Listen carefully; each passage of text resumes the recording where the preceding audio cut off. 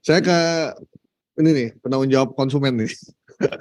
Sebelum kedua narasumber di online, bagaimana BPKN melihat soal galon pergalonan ini yang Baratun tiba-tiba akan melakukan labelisasi terhadap GGU ini? Baik, makasih Mas Goib. Jadi tadi Prof. Jainal sudah menjelaskan, jadi galon atau kemasan untuk air minum yang biasa kita beli, kemasannya ini ada dua bahan baku yang berbeda. Yang satu galon kemasan guna ulang yang menggunakan bahan polikarbonat yang tadi sudah dijelaskan oleh Prof. Jainal, yang unsur kimianya ada bisphenol A untuk memperkeras plastik yang dibentuk sehingga bisa dikelindingin tadi. Yang kedua adalah kemasan yang bahan bakunya dari polietilon. Nah, polietilon ini juga ada beberapa unsur kimia di dalamnya yang membentuk itu, salah satunya etilon glikol. Dari perspektif konsumen, kalau kami ditanya apakah semuanya berbahaya, sangat berbahaya. Apalagi tidak mengikuti tadi yang syarat-syarat yang disampaikan Prof. Jainal. Produksinya, distribusinya, pengantarannya, penyimpanannya. Semua berbahaya sekali. Kalau kita ke negara-negara maju, penggunaan plastik itu nggak ada, hampir nggak ada, nyaris nggak ada. Jadi plastik misalnya kita ke Swiss, botol plastik itu hanya yang urgent ya, insidental. Kalau habis jalan 1-2. Eropa sebagian besar nggak pakai. Ada beberapa yang pakai, tapi dengan pengaturan yang ketat sekali. Pertanyaannya adalah bagi kami dari perspektif bidang konsumen, siapa yang menggaransi? Contoh ya, galon-galon yang ada sekarang, ada yang ngecek nggak produksinya? Kami survei itu nggak ada yang ngecek produksinya. Sumbernya berantakan, ngambil airnya sembarangan, diproduksi, jadi produksi ditaruh di plastik, pengantarannya masalah, nggak cukup pengantaran, penyimpanannya masalah. Nggak usah saya cerita, teman-teman lihat aja naruh galon itu di mana. Apa yang terjadi? Kalau dia terkontaminasi oleh atmosfer yang tidak mendukung, itu akan beracun. Contoh, suhu, temperatur nggak mendukung. Ini terjadi kontraksi. Terjadi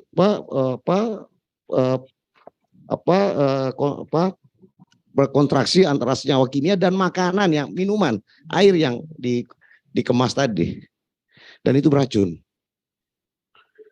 Kena matahari nih, kita lihat mobil dari Karawang, dari Bekasi, mobil yang gede banget itu penuh galon, terbuka gitu, kena matahari, aman nggak? Bahaya. Karena akan terjadi tadi ada mikroplastik isunya di sana. Tadi ya istilah antominnya ya Prof ya, PET itu bisa terjadi yang bisa berdampak pada kesehatan. Jadi kalau kita lihat tadi Pak Hermawan ada evidence base. Negara-negara maju banyak meninggalkan itu karena mereka sangat menjaga warga negaranya. Mereka sangat menjaga masyarakatnya. Ada beberapa negara yang tetap menggunakan tetapi dengan pengaturan yang sangat ketat, misalnya penggunaan bisphenol A dengan 0,0 sekian. Tapi ketat, mereka menjalankan secara prosedural sangat rapi. Nah kalau Indonesia gimana? Kami khawatir, dari perspektif konsumen kami sangat khawatir. Apalagi kasus yang kemarin.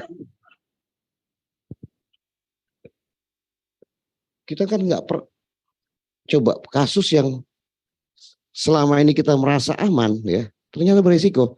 Nah, dengan kejadian-kejadian ini ya, hipotesis kami yang mungkin nanti kita akan uji adalah jangan-jangan kasus-kasus penyakit yang muncul dewasa ini yang tidak dirasakan oleh nenek moyang saya, nenek buyut saya, itu karena pengaruh dari barang-barang, makanan, minuman yang kita konsumsi sehari-hari. Dan itu bukan cuma dari makanannya, tetapi dari media. yang melekat pada makanan itu.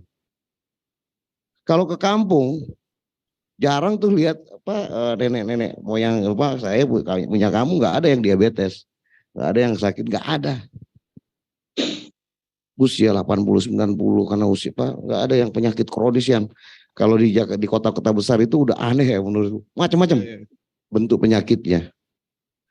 Nah, sementara bagi kami dalam kacamata perlindungan konsumen ini harus ada jalan keluar. Bukan kami nggak percaya Badan Pengawas Obat dan Makanan, bukan. Tetapi harus ada yang menggaransi bahwa masyarakat ini aman. Karena ini nyawa. Ini nyawa yang nggak kelihatan Oke. ketika kita konsumsi. Jadi bagi kami, kalau ditanya bagaimana mengenai label, menurut saya kedua jenis bahan baku ini kalau boleh nggak perlu dipakai. Satu. Dan kami akan melakukan sosialisasi edukasi kepada masyarakat, hati-hati menggunakan ini. Karena kita nggak tahu yang dikonsumsi itu aman atau enggak. Ya. Taruhlah produksinya aman, setelah distribusinya nggak aman.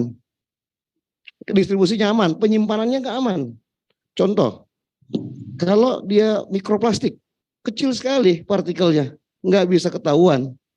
Tetapi bisa berdampak pada risiko kesehatan. Jadi lebih ke prosesnya, bukan ke labelisasinya berarti ya.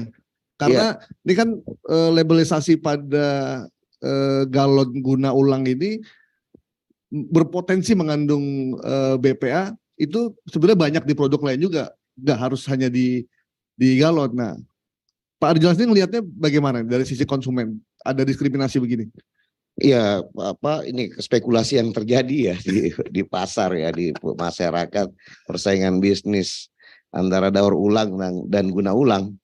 Ya kalau kalau bagi kami di BPKN kami akan melakukan edukasi untuk mencermati penggunaan air minum karena ini sudah banyak survei yang penelitian pengkajian yang kami lakukan, baik yang penggunaan isi ulang maupun daur ulang ini juga beresiko sehingga kami akan mendidik dari sisi perilaku tadi yang disampaikan oleh Pak Hermawan, sisi perilaku. Nah, produksi distribusi harus ada yang garansi. Siapa yang menggaransi? Negara, pemerintah. Tetapi dengan kasus kemarin yang terjadi pada obat sirup, kita bertanya-tanya, jangan-jangan ini, jangan-jangan itu. Nah, artinya apa? Kami akan lebih banyak lakukan pendampingan pada aspek perilaku dan edukasi masyarakat. Karena ini itu yang bisa kita kendalikan mengenai regulasi tentu pemerintah, Badan POM, Kementerian Kesehatan. Tapi kita akan terus menyampaikan bahwa di negara-negara maju penggunaan plastik baik itu bersumber dari bahan baku polikarbonat maupun penggunaan polietilen itu banyak ditinggalkan. Oke. Baik.